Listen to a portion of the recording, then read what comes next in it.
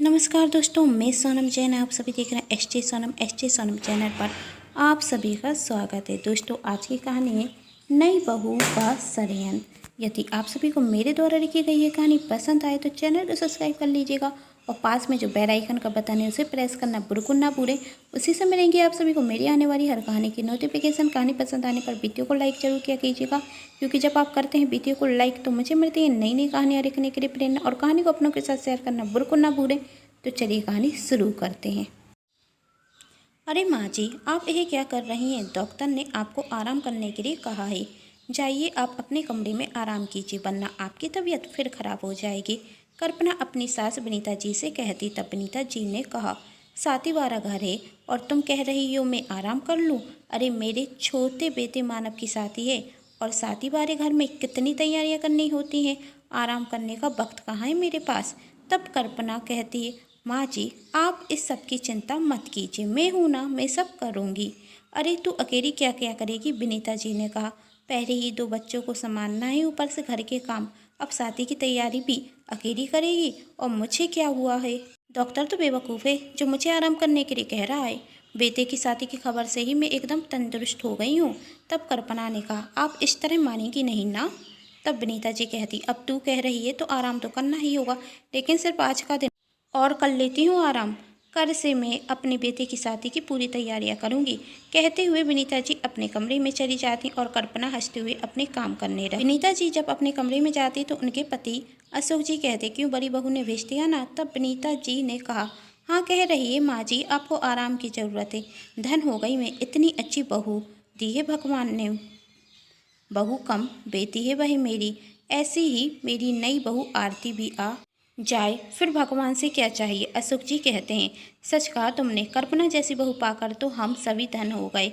आते ही साथ कितनी जल्दी उसने घर को संभाल लिया। तुम चिंता मत करो, कल्पना जैसी अच्छी जेठानी पाकर नई बहू भी हमारे घर में खुशी से रहेगी। वही तो है, विनीता जी कहती। कल्पना घर के छोटे बड़े काम कर रही थी। विनीता जी भी अपनी नई बहू का आने का बेसब्री से इंतजार कर रही थी। धीरे धीरे वक्त निकलता गया और आज वह दिन आ ही गया जब कल्पना के देवर मानव की शादी आरती के साथ हो रही थी। आज सभी बहुत खुश थे। थोड़ी देर में मानव आरती को अपने साथ लेकर आता। विनीता जी अपनी नई बहू की आरती उतारती और उसका गृह प्रवेश कराती। विनीता जी आरती के आते साथ उससे कह देती, तुम्हें इस घर में कोई भी परेशानी हो तो अपनी जेठानी कल्पना से कहना, वही तुम्हारी जेठानी नहीं बड़ी बहन बनकर रहेगी। कल्पना के होते हुए तुम्हें इस घर में कोई परेशानी हो ही नहीं सकती। वही हर किसी की सुख दुख का ख्याल रखती है, तुम्हारा भी अच्छे से ख्याल रखेगी। आरती ने सिर हिलाकर हाँ में जवाब दिया। इसी तरह दिन निकलते जाते और हर दिन कल्पना की तारीफ सुनकर आरती के कान थक चुके थे और वह मन में कहती, हद हो गई, ससुर जी, सासू माँ, ननंद जी, जेठ जी सब कल्पना दीदी की तारीफ करते हैं। यहाँ तक कि मानव भी इन्हीं की तारीफ करते हैं। यदि मैंने इनसे घर के बारे में कुछ कहा तो यह मुझसे साफ कह देते हैं, मुझसे इस सब के बारे में बात मत करो। तुम्हें जो भी बात करनी है कल्पना भाभी से करो, वही तुम्हारी मदद जरूर करेंगी। अरे मैं भी तो इस घर की बहू हूँ, थोड़ी तारीफ कोई मेरी भी कर दे। लेकिन नहीं, हर किसी को तारीफ तो कल्पना भाभी की ही करनी है। और यहाँ तक कि आस पड़ोस की औरतें घर पर आती हैं, वही भी कल्पना भाभी और सासू माँ की बहुत तारीफ करती हैं। कहती हैं यह दोनों सास बहू माँ बेटी जैसी हैं। अब मैं भी देखती हूँ इन माँ बेटी के बीच मैंने दरार नहीं डाली तो मेरा नाम भी आरती नहीं। दूसरे दिन सुबह से आरती सभी के लिए चाय बनाने के लिए जाती। तभी कल्पना वहाँ आती और कहती, अरे आरती बहन, चाय मैं बना देती। तब आरती ने कहा कि मैं भी तो इसी घर की बहू हूँ, तो कुछ काम मुझे भी कर देने दीजिए। आप कितना काम करेंगी? और वैसे भी आप चाहे जितना काम कर लें, लेकिन बहू तो बहू होती है। लेकिन सास कभी भी बहू की तारीफ नहीं करती हैं। तभी कल्पना कहती, आरती तुम कैसी बातें कर रही हो? तुम अभी नई नई हो ना, इसलिए माँ जी को जानती नहीं। अरे वह तो मेरे छोटे से छोटे और बड़े काम की तारीफ करती हैं। तुम भी कुछ दिन रहोगी ना तो सब समझ जाओगी। आरती हल्का सा मुस्कुरा जाती और सभी के कमरे में चाय देने चली जाती। और जब वही अपनी सासू माँ के कमरे में जाकर चाय देती तो विनीता जी कहती हैं, आज बड़ी बहू नहीं आई, तब आरती ने कहा, अरे माँ जी, अब हर काम दीदी थोड़ी ना करेंगी, मैं भी तो इस घर की बहू हूँ, तो घर के काम करना मेरा भी तो फर्ज है। वही तो है, तुम दोनों एक साथ कितनी अच्छी रखती हो, बिल्कुल बहनों की तरह। पिताजी कहती, हाँ मम्मी जी, वही तो है। आरती ने कहा, कल्पना दीदी मेरी बड़ी बहन की तरह है, लेकिन क्या पता कल्पना दीदी मुझे अपनी छोटी बहन मानती हैं या नहीं। और आप तो कल्पना दीदी को अपनी बेटी मानती हैं, लेकिन मुझे नहीं लगता कि वह आपको अपनी माँ समझती होंगी, क्योंकि सास तो हमेशा सास ही रहेगी ना। वह तो चाहे जितना अच्छा व्यवहार कर ले, लेकिन लोगों की नज़रों में तो हमेशा बुरी रहेगी। सास की आज तक किसी ने तारीफ ही कहाँ की। तब विनीता जी मुस्कुरा कर कहती, अरे छोटी बहू, किस घर बात कर रही हो तुम? हमारे घर ऐसा कुछ नहीं होता। हमारे घर पर सास और बहू बेटी समान होती है। तुम अभी नई हो ना, इसलिए तुम्हें पता नहीं। और कल्पना ने जब तुम्हें मानव के लिए पसंद किया था ना, तभी उसने तुम्हें छोटी बहन मान लिया था। और कल्पना जितनी अच्छी जेठानी तो तुम्हें कहीं मिलती भी नहीं। तुम्हें तो भगवान का शुक्रिया करना चाहिए कि तुम्हें कल्पना जितनी अच्छी जेठानी मिली। हाँ वह तो है, कहती हुई आरती वहां से बाहर आ जाती और मन में सोचती है, दोनों सास बहू कौन सी जड़ी बूटी पिए हुए हैं। ना ही सास बहू की और ना ही बहू सास की बुराई सुनती है। जब बुराई नहीं सुनेगी तो मैं इन दोनों के बीच में लड़ाई कराऊंगी कैसे। धीरे धीरे दिन निकलते जाते और एक दिन आरती कल्पना से कहती, दीदी मैं कहती थी ना, बहू बहू होती है और बेटी बेटी। बहू को चाहे जितना बेटी कह दो, लेकिन बहू रहेगी तो बहू। तू बहकी बहकी सी बातें क्यों कर रही है? कल्पना ने आरती से पूछा, आज तुझे क्या हो गया है? यही बहकी बहकी बातें क्यों करती है?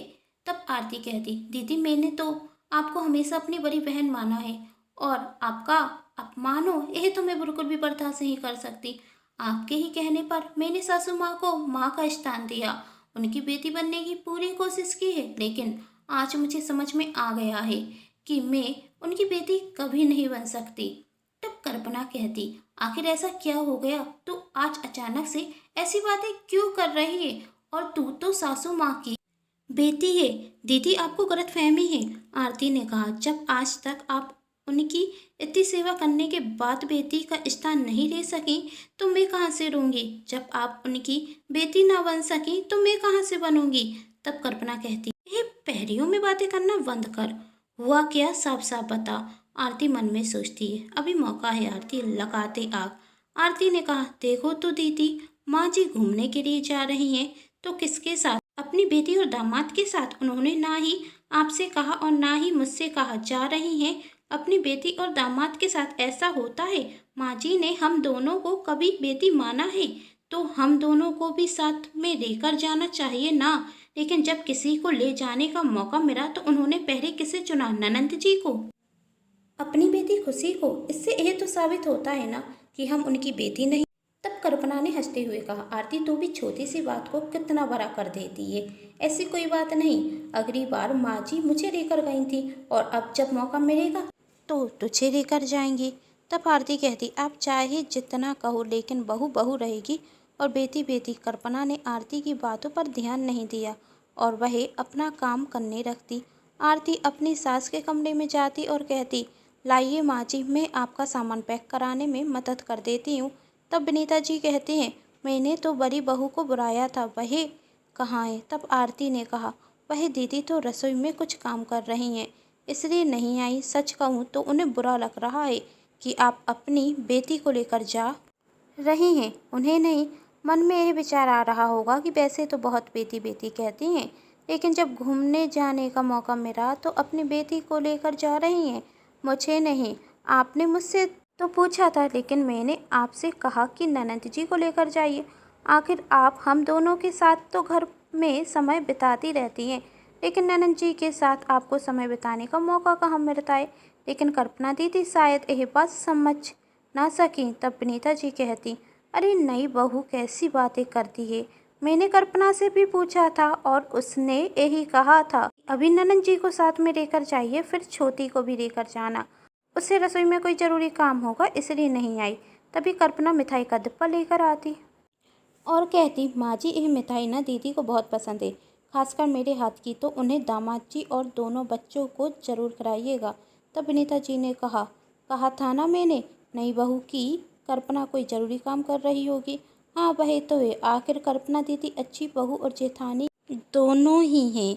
तब कल्पना कहती, अरे छोटी, तू भी मेरी बहुत तारीफ करती है और अपनी सास की मदद करने लगती। और आरती मन में सोचती, क्या करूं इन दोनों सास बहू के बीच।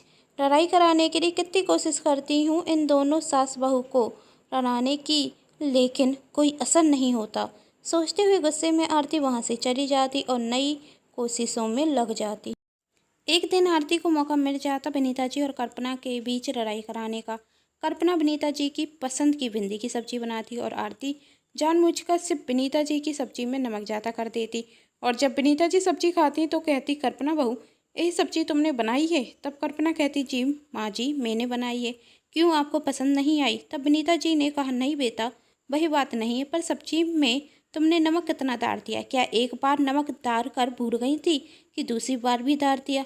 कल्पना कुछ कहती उसके पहले ससुर जी ने कहा, अरे भगवान, कैसी बात कर रही हो, सब्जी में तो नमक परफेक्ट थे।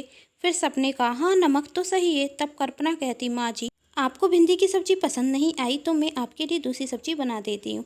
तब विनीता जी ने कहा, रहने दो बहू। थोड़ी देर बाद जब आरती और कल्पना एक साथ काम कर रही थी तो आरती देखती कल्पना का ध्यान काम पर नहीं है और सोचती, जरूर दीदी माँ जी के बारे में सोच रही होंगी। तभी आरती पल्लवी से कहती, दीदी एक बात समझ में नहीं आई, नमक सिर्फ माँ जी की सब्जी में ही ज़्यादा क्यों हुआ।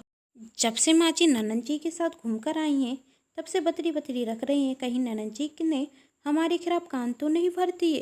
पल्लवी आरती की बात का कोई जवाब नहीं देती। पल्लवी की चुप्पी देखकर आरती समझ जाती, तीर एकदम निशाने पर लगा है। आरती कल्पना को तो विनीता जी के खिलाफ भड़का चुकी थी। अब कहानी में आगे देखते हैं, क्या आरती विनीता जी को कल्पना के खिलाफ भड़का पाएगी। आरती विनीता जी के कमरे में जाती है और कहती, माँ जी एक बात समझ में नहीं आई कि सिर्फ नमक आपकी ही सब्जी में ज़्यादा क्यों हुआ और किसी की सब्जी में क्यों नहीं हुआ। तब विनीता जी ने कहा, तू कहना क्या चाहती है, साफ साफ कहे। आरती ने कहा, माँ जी मैं छोटी हूँ, इसलिए कुछ गलत कह दूँ तो माफ़ कर देना। छोटा मुँह बड़ी बात कह रही हूँ, कहीं दीदी ने जानबूझकर सिर्फ आपकी सब्जी में नमक तो ज़्यादा नहीं डाल दिया जिससे सबके सामने आप बुरी बन जाएं, सबको लगने लगे कि आप अपनी बहू की जानबूझकर बुराई कर रही हैं। तब विनीता जी ने कहा, कल्पना ऐसा क्यों करेगी। तब आरती कहती, मैं देख रही हूँ जब से आप नैनन जी के साथ घूमकर आई तब से दीदी आपसे रोती रोती हैं और शायद इसी बात का उन्हें बुरा लगा है और उन्होंने जानबूझकर सब्जी में नमक ज़्यादा कर दिया है। विनीता जी कहती हैं, ऐसा कुछ नहीं है, लेकिन मन ही विनीता जी को भी आरती की बात सही रखने लगी थी। अब हर दिन आरती किसी न किसी बात पर कल्पना को विनीता जी के खिलाफ और विनीता जी को कल्पना के खिलाफ भड़काती और अब कल्पना और विनीता जी एक दूसरे से बातें करना ज़्यादा पसंद नहीं करती। इसी तरह पूरा एक महीना निकल गया। एक दिन कल्पना आरती के कमरे में जाती तो आरती अपनी सहेली से बात करते हुए कहती, किसी ने सही कहा है, कठिन परिश्रम का फल मिलता है। मैंने कितना कठिन परिश्रम किया अपनी सास और जेठानी के बीच में लड़ाई कराने का, लेकिन आज मुझे सफलता मिल ही गई। मेरी सास और मेरी जेठानी में लड़ाई हो ही गई और मैं बन गई इस घर की अच्छी बहू। ये सुन कल्पना आश्चर्य में पड़ जाती है और सब कुछ चाहकर अपनी सास को बता देती और दोनों ही कहते, हमने कभी नहीं सोचा था नई बहू ऐसा षड्यंत्र रचेगी। और विनीता जी आरती के पास जाकर कहती, नई बहू, हमें तुमसे उम्मीद नहीं थी। हमारे हंसते खेलते परिवार में तुमने दरार डालने की कोशिश की। मैं तुम्हें कभी माफ़ नहीं करूंगी। आरती अपनी सास के पैरों में गिर जाती है, माफ़ी मांगती, लेकिन विनीता जी उसे माफ़ नहीं करती। तब कल्पना कहती है, माँ जी मुझे लगता है कि आरती को अपनी गलती का एहसास है, उसे माफ़ कर दीजिए। तब विनीता जी कहती हैं, सिर्फ कल्पना के कहने पर मैं नई बहू को माफ़ कर रही हूँ। कहकर विनीता जी वहाँ से चली जाती और आरती कल्पना से कहती है, दीदी अभी तक मैंने आपको अपना दुश्मन समझा था, लेकिन सिर्फ आज आपके कहने पर माँ जी ने मुझे माफ़ कर दिया। आप सच में मेरी बड़ी बहन समान है। मुझसे जो जो गलती हुई है उसके लिए मुझे माफ़ कर दीजिए। तब कल्पना कहती, मैं तो तुझे माफ़ कर चुकी हूँ। उम्मीद करती हूँ आप सभी को कहानी पसंद आई होगी। कहानी पसंद आने पर चैनल को सब्सक्राइब जरूर कीजिएगा, पास में जो बेल आइकन का बटन है उसे प्रेस जरूर कीजिएगा, वीडियो को लाइक जरूर कर दीजिएगा और अपनों के साथ शेयर करना बिल्कुल ना भूलिए। Thanks for watching.